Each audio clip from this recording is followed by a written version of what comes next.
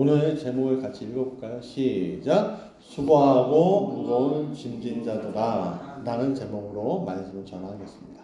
오늘 종려주일입니다. 종려주일은 예수님께서 십자가를 지시기 위해 예루살렘을 입성할 때 예루살렘 주민들과 이스라엘 사람들이 종려나무 가지를, 유대인들이 종려나무 가지를 들고선 메시아의 출현을 환영했던 것을 기념하는 날이다 라고 생각하시면 됩니다. 네. 그래서 오늘 이 종려 주일인데 이 예수님의 입성에 대한 이야기의 근본적인 이야기를 좀 같이 나누고자 합니다. 자, 지난주에 2부 나눔에 수고하고 무거운 짐에 대한 이야기를 좀 했습니다. 이야기 나누면서 예수님께서 수고하고 무거운 짐이 무엇인지에 대한 이해와 예수님 말씀하신 나의 멍에에 대한 이야기를 좀 나누었는데 생각보다 내가 수고하고 무거운 짐 무엇인지 나의 멍에, 주님이 주시려고 하시는 멍에가 무엇인지 잘 모르는 상황들이 있다는 것을 깨달았습니다. 그래서 로마서를 계속 준비하다가 이 부분들에 대해서 이 종려주일 때, 특히 이 종려주일 때 이야기하는 것이 굉장히 중요하겠구나라는 생각이 들었습니다. 그래서 수고하고 무거운 짐진 자들아 라는 제목과 함께 아마 오늘은 오프닝으로 해서 5가지 이야기를 할 거예요.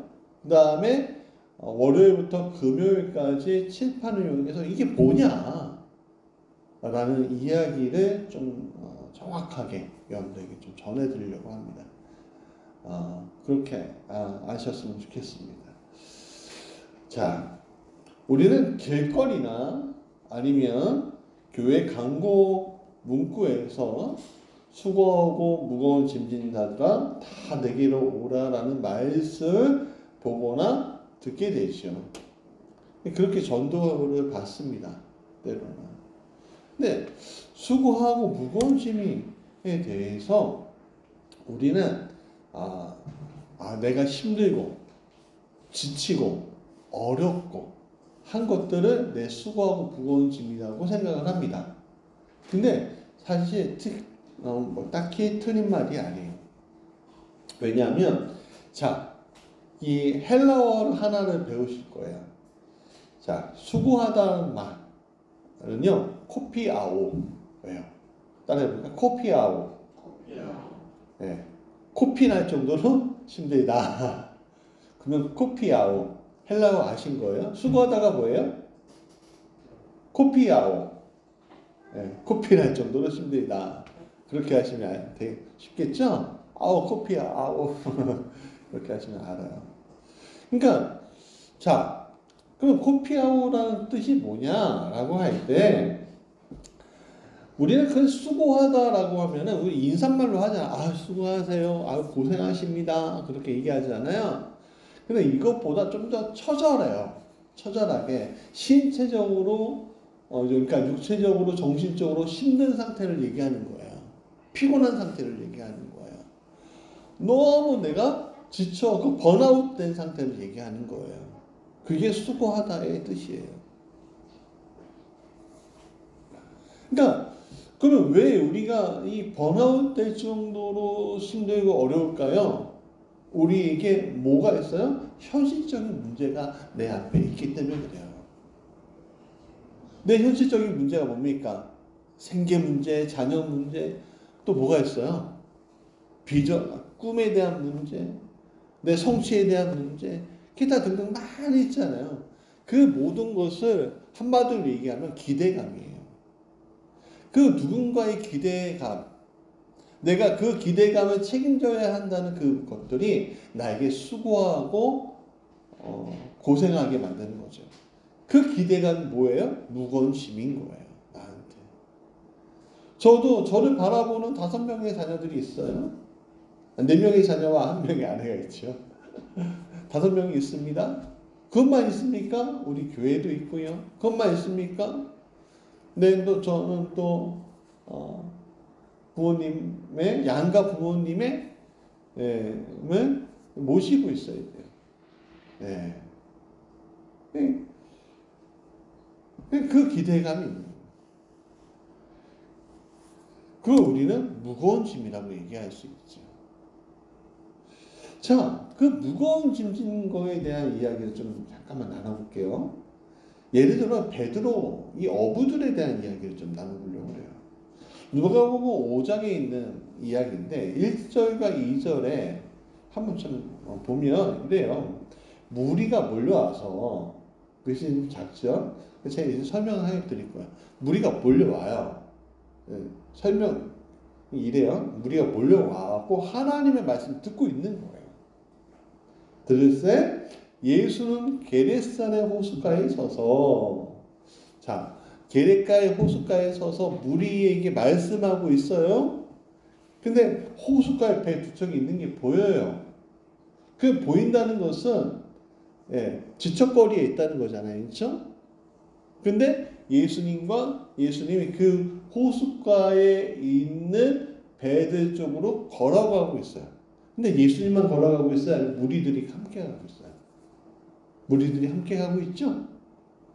근데 그 지적거리에 무리들과 함께 가는데 말씀을 듣고 하는데 누가 있다고 했어요? 어부들은 배에서 나와서 그물을 씻는지라 라고 했어요. 그러니까 어부들이 예수님이 말씀 전하고 있는 모습도 보고, 그렇죠? 또 다가오는 모습도 보는데도 불구하고 그물을 씻고 있다는 거예요.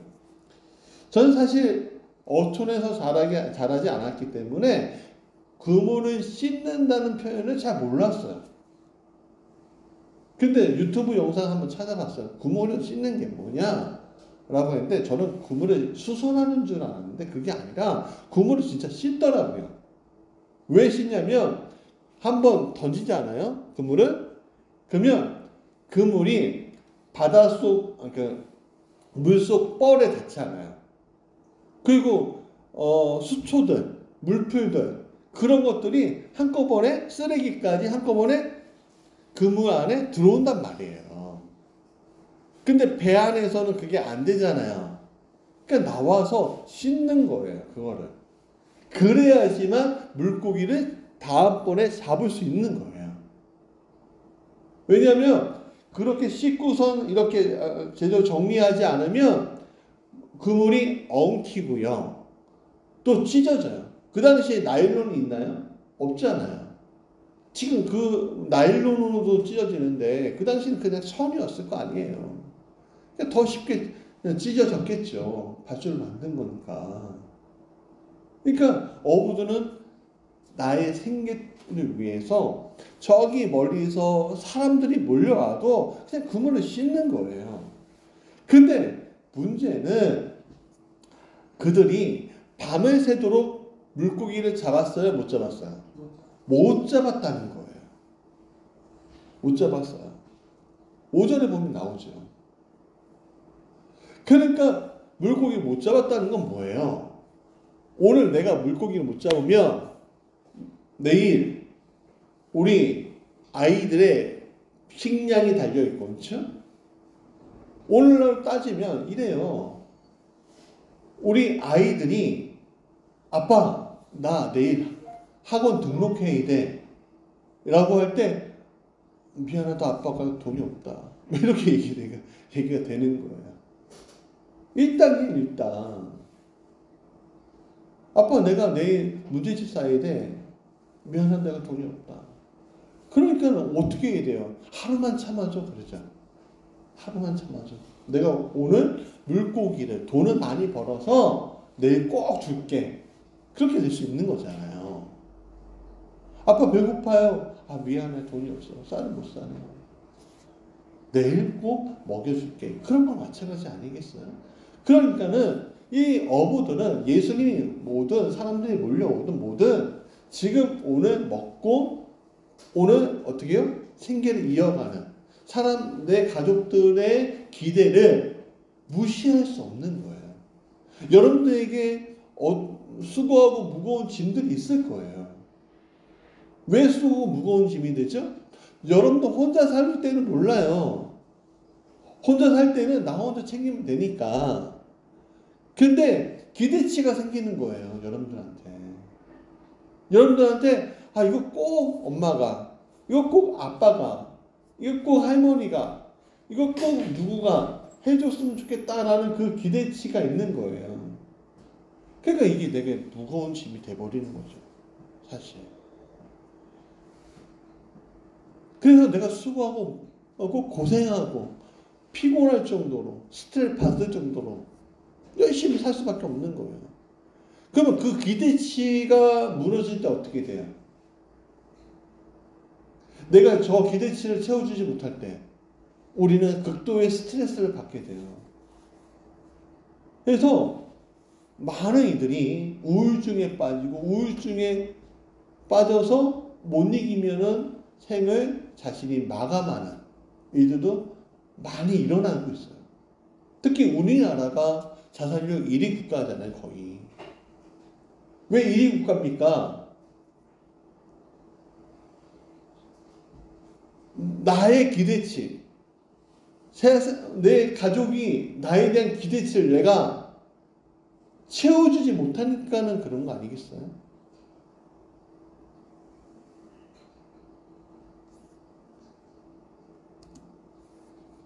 저는 부목사 때 잘못된 생각이 좀 하루 잡혔어요. 그럼 교회를 개척하고도 마찬가지였어요. 왜냐하면 저는 한 10,000명 되는 교회에 담임 목사였거든요. 10명 중에 1명이었을 뿐이에요. 근데 담임 목사님이 강조하던 게 있었어요. 뭐였냐면 열심히예요. 열심히. 교회도 열심히 하면 된다는 거예요. 전도도 열심히 하면 된다는 거예요. 무조건 열심히 하면 된다는 거예요. 그래서 매일매일 저녁이 없는 삶을 살았어요. 우리 자녀들은 그걸 알아요. 우리 큰애들은.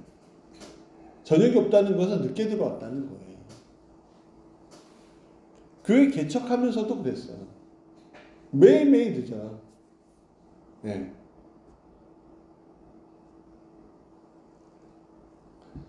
어느 정도 성과도 있더라고요.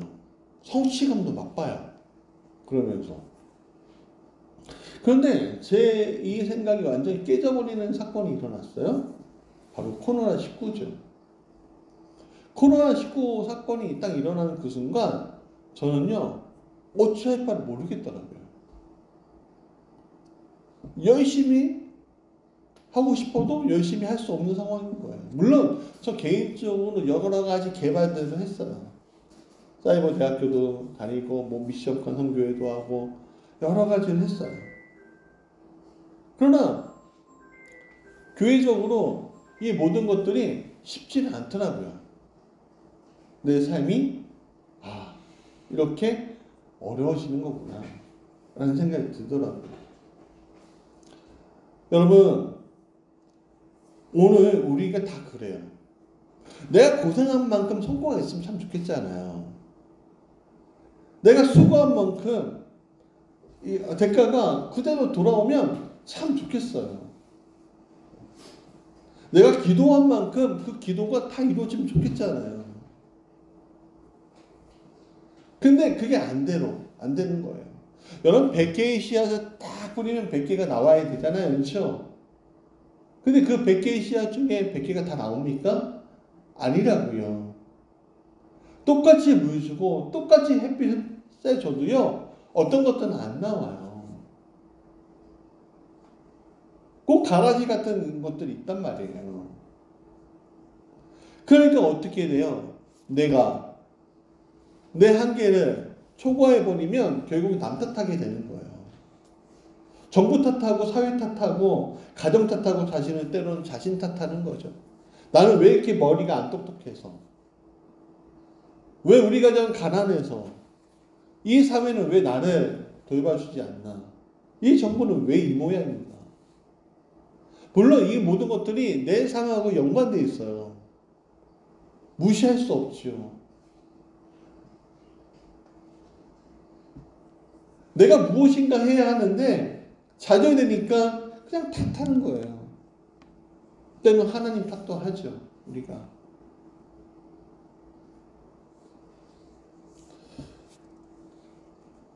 우리가 이렇게 피곤하게 수고하고 애쓰는 것들이 다시 나의 무거운 짐이 될 때 우리는 인생이 주는 허무함을 가질 수밖에 없는 거예요. 왜? 피곤하고 힘들고 지치니까. 그렇죠. 지금은 그렇지 않다고 해도 나이가 들수록 내 주변에서 사람들이 떠나갈수록 더욱 그리하다는 사실을 여러분 잊지 마시기 바랍니다. 그런데 우리가 그런 삶을 살게 된 근본적인 이유가 있다는 거예요. 그거에 대한 이야기를 좀 먼저 나누죠. 자, 뭐냐? 이것의 첫 번째 시작은 같이 읽어볼까요? 시작. 선악과 사건에서부터 시작되었다라는 거예요. 자, 우리의 수고하고 무거운 짐은 어디서부터 시작되냐? 에덴 동산에서부터 시작이 되었다.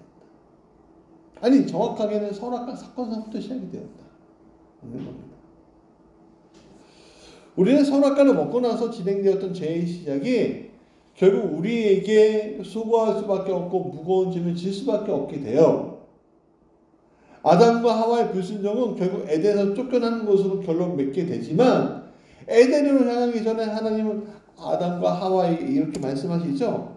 한번 읽어볼까요? 창세기 3장 16절부터 19절 시작. 여자에게는 이렇게 말씀하셨다. 내가 너에게 임신하는 고통을 크게 더할 것이니 너는 고통을 겪으며 자식을 낳을 것이다. 내가 남편을 지배하려고 해도 남편이 너를 다스릴 것이다. 남자에게는 이렇게 말씀하셨다. 내가 아내의 말을 듣고서 내가 너에게 먹지 말라고 한 그 나무의 열매를 먹었으니 이제 땅이 너 때문에 저주를 받을 것이다. 너는 죽는 날까지 수고를 하여야만 땅에서 나는 것을 먹을 수 있을 것이다. 땅은 너에게 가지덩굴과 엉겅퀴를 낼 것이다. 너는 들에서 자라난 푸성귀를 먹을 것이다. 너는 흙에서 나왔으니 흙으로 돌아갈 것이다. 그때까지 너는 얼굴에 땀을 흘려야 나답을 먹을 수 있을 것이다. 너희는 흙이니 흙으로 돌아갈 것이다. 자, 여자에게는 자녀를 임신하고 남편의 다스림을 당하는 수고를 하게 되고 남자들은 죽는 날까지 수고하며 땅에 난 것을 먹을 수밖에 없는 수고를 하게 되는 거죠. 23절에 좀 더 극적으로 그 얘기를 표현하죠. 같이 읽어볼까요? 시작. 그래서 주 하나님은 그를 에덴 동산을 내쫓으시고 그가 흙으로 나왔으며 흙을 갈게 하셨다. 그러니까 인간의 수고하고 무거운 짐은 어떻게 해요? 하나님의 품에서 쫓겨나온 뒤에 시작되는 것으로 우리가 알 수가 있는 거예요. 그러니까 내가 이 수고와 무거운 짐을 벗어내려면 어떻게 해야 돼요? 다시 누구 품으로 들어가면 되는 거예요? 그렇죠. 아버지 하나님의 품으로 들어가면 되는 거예요. 그러면 우리가 이 선악과 사건 전에 받았던 복이 있어요. 아버지의 품으로 돌아가면 다시 받을 수 있는 복이 있는데 이걸 우리는 뭐라고 하냐면 원래 받을 복이라고 해서 처음부터 받은 복이라고 해서 원복이라고 해요. 원복. 따라할까요? 원복. 원복이라고 해요. 원복. 네. 다음 창세기 1장과 2장에 잘 나와 있는데요. 자, 창세기 1장 28절부터 30절 같이 읽어볼까요? 시작. 하나님이 그들에게 복을 베푸셨다. 하나님이 그들에게 말씀하시기를 생육하고 번성하여 땅에 충만하여라. 땅을 정복하여라. 바다의 고기와 공주의 새와 땅 위에서 살아 움직이는 모든 생물을 다스려라 하셨다. 하나님이 말씀하시기를 내가 온 땅 위에 있는 씨 맺는 모든 채소와 씨 있는 열매를 맺는 모든 나무를 너희에게 준다. 이것들이 너희가 먹거리가 될 것이다. 또 땅의 모든 짐승과 공중의 모든 새와 땅 위의 모든 것, 곧 생명을 지닌 모든 것들에도 모든 풀을 먹거리를 준다 하시니 그대로 되었다. 자, 이 말씀은 이 자연 이라는 것을 우리에게 주신다는 거예요. 그리고 그 자연이 주는 것을 우리는 먹고 마실 수 있게 되었다는 거예요. 이 자연에 대한 권리를 우리가 부여받았다는 것을 얘기하고 있어요. 권리예요, 권리. 그걸 우리는 원복, 오리지널 블레싱이라고 얘기해요. 자, 앞에 보세요. 뭐라고요? 오리지널 블레싱이라고 얘기해요. 원복. 그러니까 이 자연을 누릴 수 있는 권리예요. 근데 여러분, 자연을 누릴 수 있는 권리가 우리에게 있어요, 없어요? 있지만 자연이 통제가 돼요? 안 되잖아요. 자연이 때로는 우리에게 위협이 되잖아요. 폭풍과 쓰나미와 지진과 화산과 이런 것도 우리가 어떻게 통제를 해요? 그렇지 않습니까? 근데 하나님의 품에 안기면 우리가 그것을 통제할 수 있다는 거예요. 그게 가능할까요? 근데 성경은 그것을 보여주고 있어요. 예를 들어볼까요? 엘리야가 갈멜산에서 뭘 불렀죠? 구름을 불렀죠. 비를 내리게 했죠. 그렇죠? 신약으로 한번 가볼까요? 신약에서 예수님이 배에 올라와서 어떻게 하셨어요? 멈춰라 하니까 폭풍이 잠잠해졌죠. 예수님이니까는 아니에요. 엘리야였으니까는 아니에요. 자연을 다스릴 수 있는 권리가 우리에게 있었기 때문에 그게 가능했던 거예요. 아버지의 품에 안겨 있었기 때문에 그게 가능했던 거예요. 그게 우리가 누리는 권리인 거예요. 아주 옛날에 제가 고등학교 2학년, 3학년 때 참 재밌는 일이 있었어요. 제가 찬양 집회, 그때 예수전도단 찬양 집회였던 거야. 그때 한창 찬양 집회가 크게 할 때였어요. 잠실 경기장. 근데 저는 못 갔었어요. 왜냐하면 그날 비가 오고 있었거든요.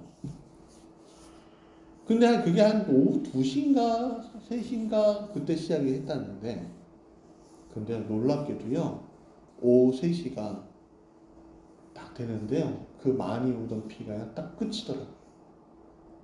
그 찬양 집회가 아주 훌륭하게 끝났다고 얘기 들었어요. 제가 큰 교회에 있을 때 바자회를 많이 했거든요. 5월달, 10월달 이렇게 해서. 근데 그 전날부터 계속 비가 오는 경우들이 있었어요. 근데 참 신기한 게, 하나님, 이게 우리에게 문제가 됩니다. 지금 비가 멈춰져야 하는데 비가 안 멈춰지네요. 내일도 비가 온답니다. 주님, 이 문제를 해결시켜 주세요. 놀랍게도 비가 멈춰지더라고요, 그 다음날. 그런 경험들이 있더라고요. 근데 이걸 솔직히 말로 표현할 수가 없어요. 왜냐하면 그렇게 얘기했다가 뭐가 돼요? 저거 사이비 아니야? 그렇게 되는 거잖아요. 이거는 전적으로 누구하고 누구의 관계예요? 나하고 하나님과의 관계 안에서 이루어지는 거예요. 나만 아는 거예요. 저 사람들은 모르는 거잖아요. 그러면 여러분들 마찬가지인 거예요. 비와 구름과 바람을 다스릴 수 있는 권리가 오늘 우리에게 있는 거죠. 그들은 복종하는 존재들인 거예요. 그래서 우리가 이 원복에 대해서 잘 알아야 하는데, 우리가 하나님 안에 있을 수만 있다면 누릴 수 있는 권리라는 거예요. 이런 것들이. 내가 하나님을 알 수 없으면 누릴 수 없는 것들이었는데, 이제 우리가 다 예수님을 알잖아요. 그렇죠? 하나님을 알잖아요. 그럼 이거 누릴 수가 있게 돼요. 근데 왜 오늘 우리는 그것을 누리지 못하냐? 왜 이루지 못하냐? 나 하나님 사랑해요 라고 고백하는데, 나 예수님의 그 십자가의 보혈로 나는 바뀜을 받았다. 속죄함을 받았다라고 우리는 선포하는데 왜 우리는 아직도 수고하고 무거운 짐을 가지고 사느냐? 그거는요, 사실은 우리가 수고하고 무거운 짐을 자기의 십자가처럼 생각하기 때문에 그래요. 여러분, 내 십자가가, 내 주님의 멍에는 십자가를 얘기할 수도 있어요. 십자가예요. 근데 여러분, 그것이 내 수고하고 무거운 짐이 될 수가 없습니다. 내 자녀는 어떻게 하려고요? 내 배우자는 어떻게 하려고? 내 직장은요, 뭐는요, 막 이렇게 얘기하잖아요. 근데 생각해 보세요. 하나님을 통해서 우리는요, 이 망가진 세상에 회복하는 자리에 서게 된 인생들이에요. 그것을 다스리는 인생들이에요. 근데 계속 수고하고 무거운 짐을 가지고 내가 살아요.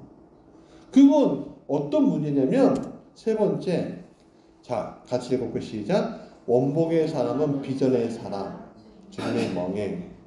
자, 여러분, 여기 계신 분들이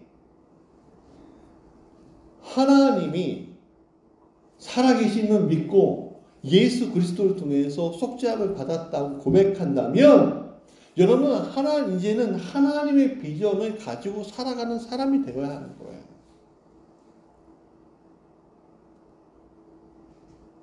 여기에 결정적인 이유가 있는 거예요. 예전에는 내 수고하고 무거운 짐을 지고서 가는 사람이었잖아요.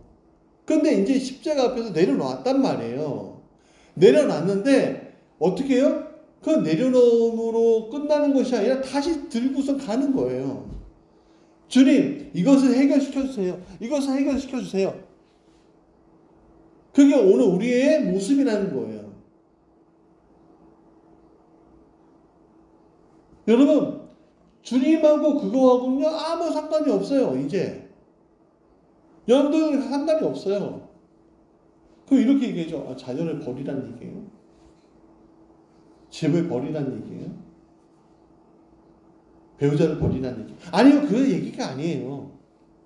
그 얘기가 아니에요. 비전의 사람이 되라는 얘기예요.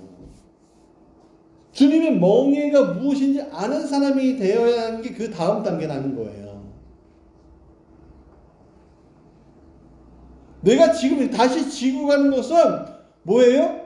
속죄함을 받지 않았다는 얘기예요. 그러니까 계속 내가 예수 믿어도 힘든 거예요. 예수 믿어도 피곤한 거예요. 예수 믿어도 막 지치는 거예요. 주님은 내 멍에는 편하고 내 짐은 가볍다 하시는데, 주님, 왜 이렇게 저는 힘들어요? 왜 어려워요? 제가 주님을 믿은 지 이제 수십 년째가 되는데 왜 이렇게 힘든지 모르겠어요 하고 막 애워치고 막 소리 높여 기도하고 막 여기에서 눈물 흘리고 막 몸부림치는 것들이 왜 그래요?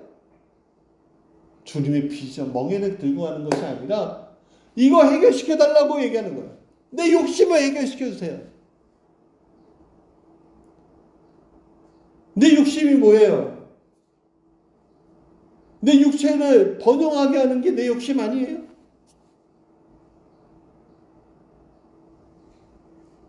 내 육신을 번영하게 만드는 게 내 욕심이잖아요. 자녀를 통해서 번영하고 배우자를 통해서 번영하든, 내가 좀 더 편한 거, 내가 좀 더 좋은 거 가지고 있는 것들이 오늘 나를 번영하게 하는 거 아니겠습니까?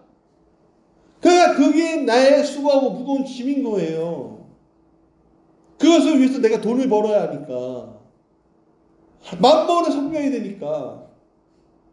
그래서 예수님이 이것도 하고 이것도 할 수는 없다고 얘기하시는 거예요. 두 주인을 섬길 수 없잖아.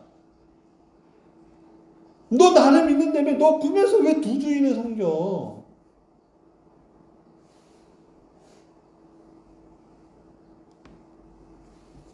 내가 이게 은혜의 사람이 됐잖아요. 은혜의 사람은 뭐예요? 선물을 그냥 왕창 받은 사람이에요. 왕창. 내가 별것도 아닌 존재인데 선물이 이만한 선물을 그냥 왕창 받는 거예요.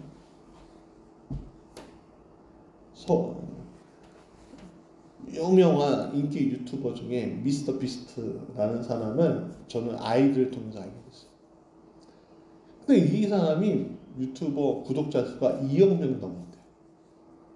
야, 그래갖고 한 달에 7억 달러, 8억 달러를 받는데요. 예. 근데 어떻게 그렇게 됐지? 그러니까 맨 처음에 어떻게 됐는지 아세요?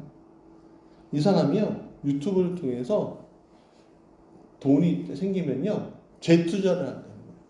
어떻게 재투자하는데, 맨 처음에 재투자하는 게 뭐냐면, 돈을 그냥 나눠주는 거예요. $10,000, $10,000, $1,000, $10,000. 생각해보세요. 집 가는데, 이 사람, 어떤 사람이 딱 와서, 당신에게 아무 조건 없이 $1,000 줄게. 그럼 받을 거야, 안 받을 거예요? 맨 처음에 움찔하면서 안 받겠죠, 사실은. 근데 괜찮아. 이건 너한테 주는 선물이야. 그러면 받아야 안 받아요? 저한테 그런 일이 있으면요, 그럼 받을 거예요.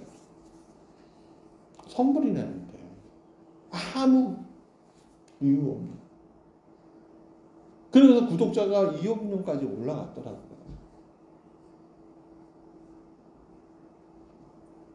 여러분, 오늘 우리는 선물 받은 사람들이에요. 예수님의 속량, 예수님의 피라는 몸이라는 그 속량을 받은 사람들이란 말이에요. 그러니까 은혜의 사람인 거예요. 근데 아직도 우리는 율법의 사람으로 살아가면 되겠어요? 내 수고하고 무거운 짐을 내가 어떻게든 내 복을 쟁취할 거야 하면서 살아가면 맞겠냐고요, 그게. 주님 주신 비전은 따로 있고, 내 욕심은 따로 있고. 여러분, 그러니까 내 수고하고 무거운 짐이 돼버리는 거예요.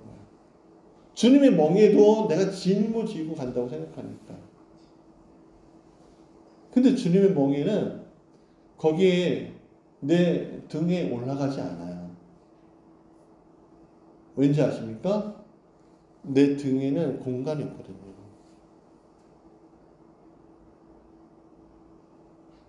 그리고 주님의 멍에는요, 엄청나게 커요. 내 몸을 덮고도 남을 정도로. 그런데 공간이 어디 있겠어요? 주님의 비전은 나를 통과하는 비전이에요. 내가 지금의 내가 감당할 수 없는 게 주님의 비전이에요. 여러분의 수고하고 무거운 짐은요, 지금 여러분이 간신히 버티고 있는 짐이지만, 어느 정도 감당할 수 있는, 간신히 버티면서 지치면서 피곤하면서 우는 짐이지만, 주님 보기에는 더 크단 말이에요. 지금 내가 감당할 수 없는 거예요.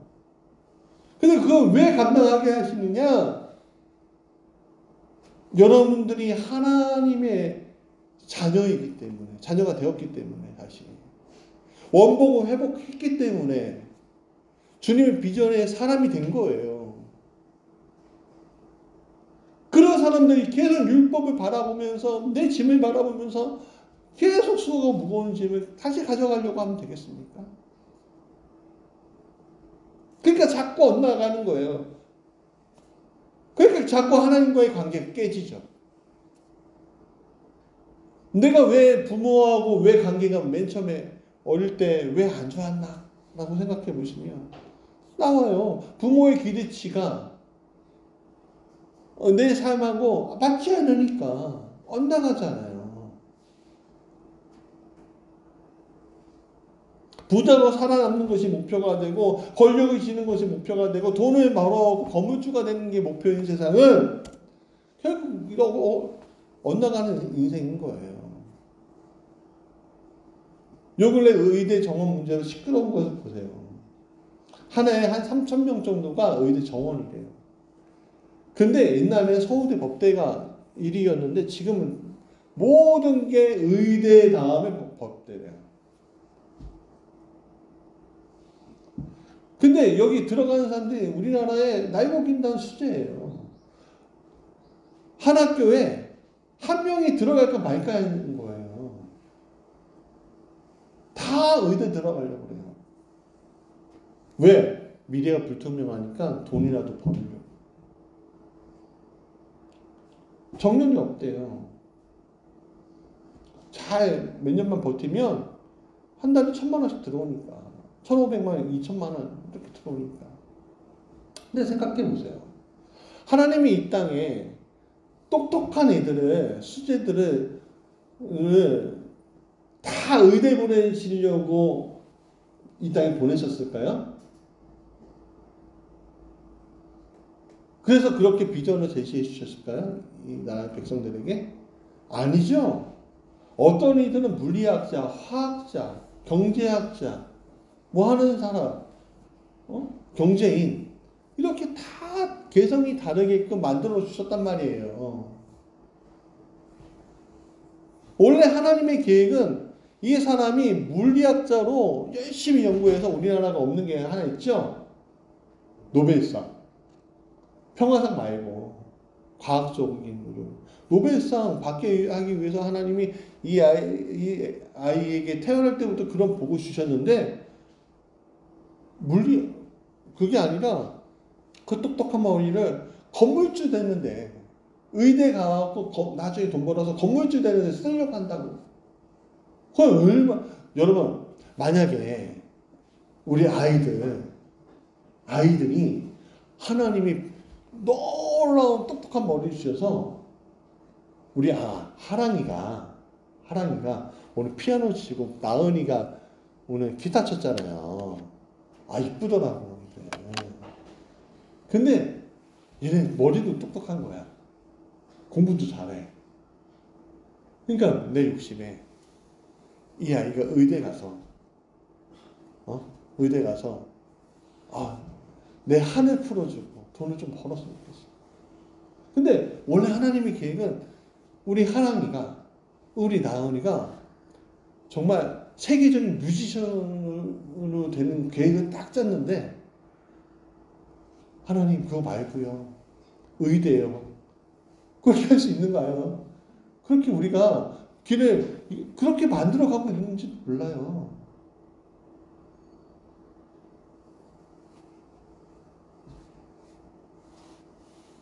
그러니까 쉼이 없는 거죠. 그럼 어떻게 받아야 될까? 네 번째, 같이 읽어볼까요? 시작. 주님께 배워라라는 거예요. 내 수고하고 무거운 짐을 내려놓는 사람은 바라보아야 할 분은 오직 예수님밖에 없다는 사실 여러분 잊지 마십시오. 예수님 스스로 이렇게 말씀하시죠?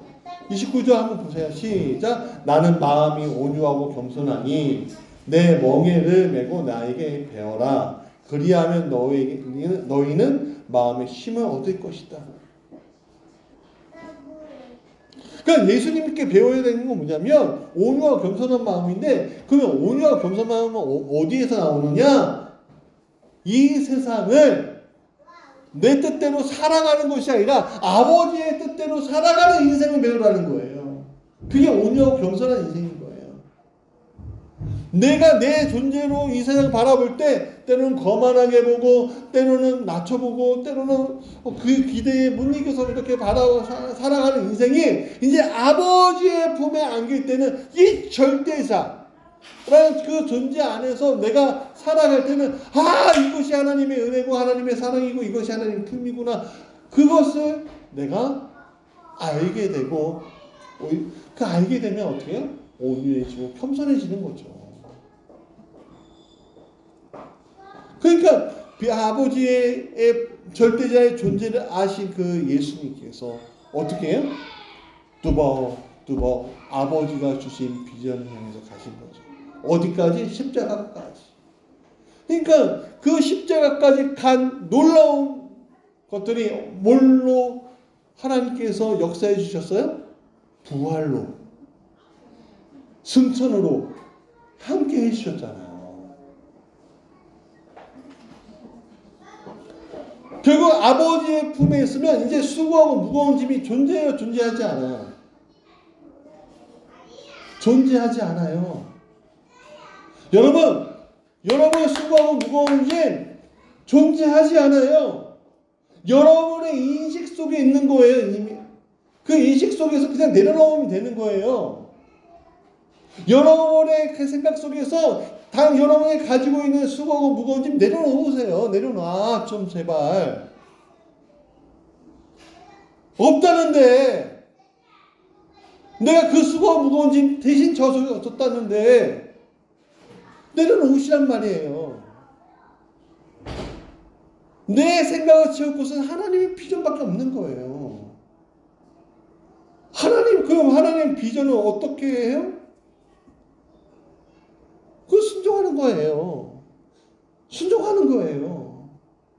자, 예수님 보세요. 예수님이 몇 살 때 시작하셨다고요? 30살쯤 해서 3년 정도 하셨어요. 예수님도요, 한 집안의 장남이셨어요. 아버지는 좀 일찍 돌아가셨기 때문에 동생들이 형 바라보고 어머니가 형 바라보는 목수였다며, 목수. 가장이었다고요.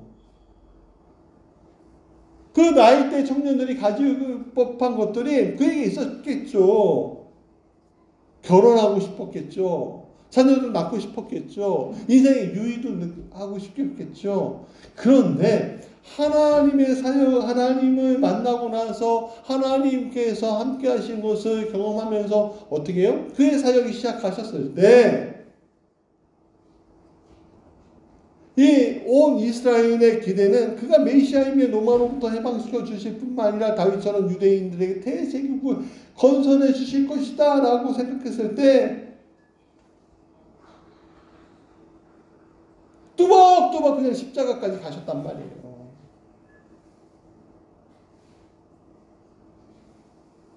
예수님은 그 모든 가족에 대한 기대치도 하나님께 드리고 이 세상의 사람들의 기대치도 하나님께 드렸단 말이에요.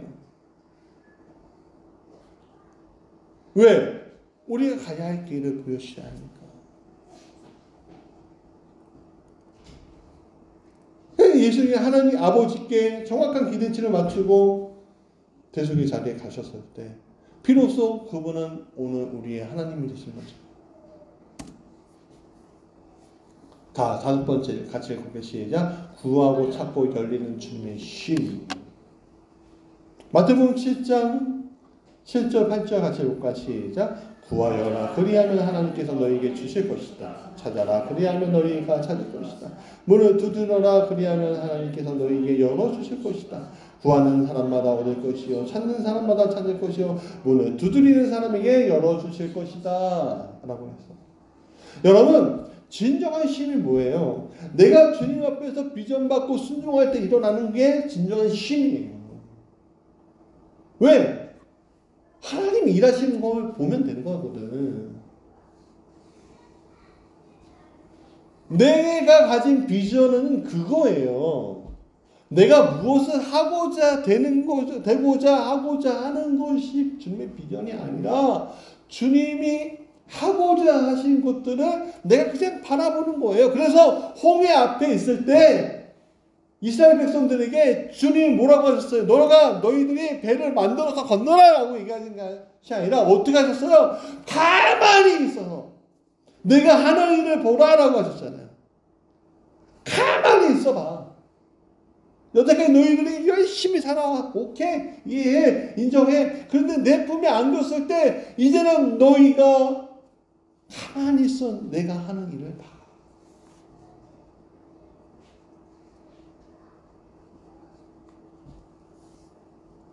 내가 할 때는 너무 힘들고 어려웠지만 주님이 하시기 때문에 가능한 일들이 보여지는 거예요. 여러분, 예수님은요, 비전을 향해서 가다가 막히면 뒤를 돌아보지 않으셨습니다. 주님께 구했어요. 그 자리에서 구하셨습니다. 오병이어의 기적을 보세요. 여기 5,000명, 10,000명의 사람들이 있어요. 그들이 먹을 것이 없어요. 그래서 제자들이 얘기해요. 주님, 저들을 가까운 마을로 보내셔서 먹고 오게끔 하세요. 그랬더니 주님 뭐래요? 그럴 필요 없어. 주님이 해결을 시켜주시고. 축복 기도하신 다음에 5병 2호를 가지고 다 나눠주셨다는 거 아니에요?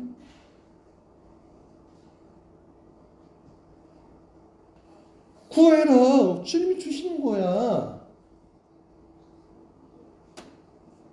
예수님의 복음을 전한 제자들을 찾으실 때 주님은요,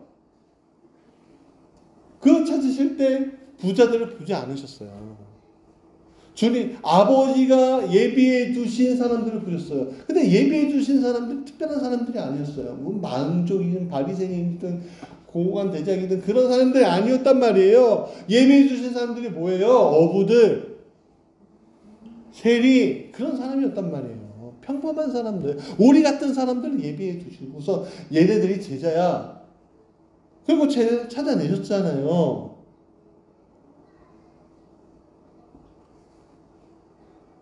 문을 두드리라고 할 때, 여러분, 예수님은 그냥 가만히 있었어요. 아니, 문을 두드렸다는 거야. 기도하셨단 말이에요. 주님께 구했단 말이에요. 우리는 기도가 이 자리에서 교회에 꼭 와서 주님 소리 높여고 주여 삼장하고서 막 계속 1시간 정도 기도하고 안 풀리면 이제 24시간 기도하고 금식하면 기도하고 그래야지 열리는 것이라고 생각하는 경우들이 있는데 그게 아니에요. 기도라는 건 뭐냐면 내 삶의 자리에서 주님께 요청하는 거예요. 내 현재의 자리에서 주님께 요청하는 거예요. 그게 기도예요. 자, 저를 보세요. 여러분, 제가 며칠 전에 재밌는 일이 있었어요. 제가 아내한테 제가 별명이 하나 생긴 것 같다. 무슨 별명이냐면 이비서. 왜 이비서인지 들어보세요. 며칠 화요일 날이었던 것 같아요. 전화가 온 거예요. 딸은 딱 전화가 왔는데 아빠 그러는 거예요. 어떤 여성분이 아빠 그러는 거예요. 그래서 왜? 그러니까 좀 잘 들어봐. 학교 앞에 탁구야기. 그러니까 우리 아이가 다니는 학교가 불이 화재가 나왔고 다른 학교에서 임시로 하고 있거든요. 타코야끼가 일주일에 한 번 와. 근데 이거 꼭 먹고 싶은데 지금 돈이 없네. 다음 주에도 오겠지만 나는 학교를 못 가. 원격 수업해야 되니까 이거 먹고 싶어. 아빠 돈을 보내줘. 제가 어떻게 했겠어요? 그래 5,000원 보내줬어요. 카카오톡으로. 몇 시간 있다가 한 2시간 있다가 또 전화가 왔어요. 아빠 내가 문제집을 사야 되는데 돈이 없네. 아빠가 결제해.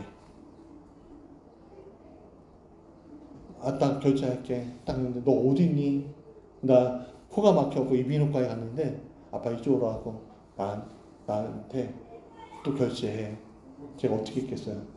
다 해드렸죠. 결제를. 그런 다음에 제가 이비인후과에서 주차장까지 내려오면서 가방 무거운 거야. 이분이. 그래서 가방을 다 메고 제가 가방을 몇 개 하고 다 차까지 오고 차로 또 모시고 가잖아요. 또 모시고 집까지 올라가고 또 가방을 대신 메고. 여보, 난 비서가 된 것 같아. 이비서. 이기적, 기적의 사람에서 이비서가 된 것 같아. 여러분, 그게 문을 두드리는 겁니다. 문을 두드리는 거는 다른 게 아닙니다. 근데 그게 내 욕심에서 시작되는 것이 아니라 주님의 비전을 가지고 있을 때 시작이 되는 거예요. 우리가 본받아야 될 것이 이거예요. 주님의 일이라면서요. 그럼 주님께서 일하시면 되잖아요. 전 기도할게요. 말이 안 되는 것처럼 느껴지잖아요. 근데 그게 주님의 세계에서 말이 되는 일이라는 거예요. 원복을 다시 찾은 우리가로서는 그게 말이 되는 거라는 거예요. 회복된 우리가 그게 말이 된다는 거예요. 그냥 아버지께 요청하면 되는 거예요. 가만히 꽁하게 있으면 어떻게 알아 주님이? 대충 알 뿐이지. 자, 말씀의 결론이에요. 오늘 무슨 주일이야? 종료주일. 종료주일 뭐라고요? 예수님의 입성을 나뭇가지로 들고 막 얼마나 무겁겠어요. 이 사람들의 기대치. 이게 수고하고 무거운 집 아니에요. 예수님 웃으셨어요. 기뻐하셨죠. 그냥 주님은 알고 계셨어요. 뭐예요? 이 사람들 배신하는 사람. 단번에 배신해버리잖아요. 그렇죠? 그래서 주님은 뚜벅뚜벅 가셨어요. 왜? 이 사람들이 수고하고 무거운 짐 나에게 짐 지울 것처럼 사단이 계략을 주울지라도 나는 무엇을 따라가겠다? 주님의 계획을 따라가는 인생이 되겠다. 삶이 되겠다. 하니까 그 길을 뚜벅뚜벅 가셨어요. 그럼 괴로우신 것도 있으셨어요. 그러나 그 괴로운 걸 주님께 맡기니까 그 고통을 하나님께 드리니까 어떻게 돼요? 결국 부활로, 승천으로 우리에게 소망을 주신 거잖아요. 그분은 나의 하나님이 되신 거잖아요. 우리를 구원해 주신 분이 되신 거잖아요. 여러분, 수고로움을 사는 인생이 아니라 비전을 안고 가는 인생으로 탈바꿈 되시는 우리 무지개교회 성도들 되길 간절히 원합니다.